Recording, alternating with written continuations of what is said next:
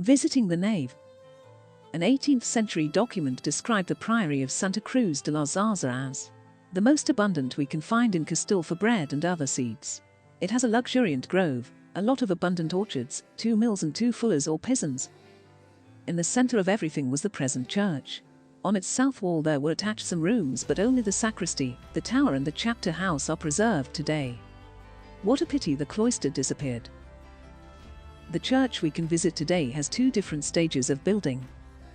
The first one was at the beginning of 13th century, when a Latin cross building with just 1 nave was built.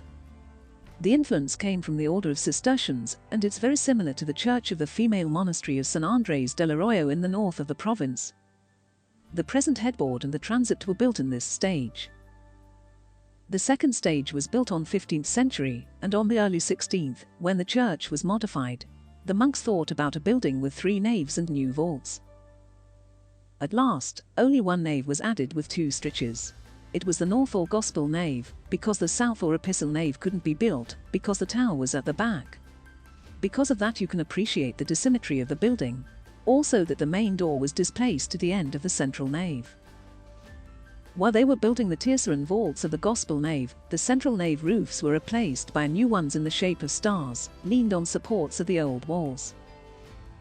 The architecture of the naves in this area is completed with vegetable decorations on the capitals and corbels.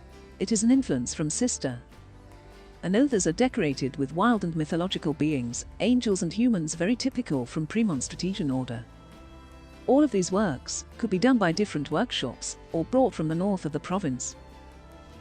The vaults queues are decorated with heraldic motifs such as cauldrons, the borders with chains or leaves with a heart shape, refer to rich Castilian families. They acted as patrons to support the monastery. Also, you can appreciate the cross of the Order of the Holy Sepulchre, and, in one of the keys on the Gospel nave, we can appreciate a date. 1897. It is the year of the big restoration. The abandonment suffered by the building in 20th century caused the loss of their altarpieces, the pulpit and the pallet in the main altar. Under it some graves appeared, and they were also plundered.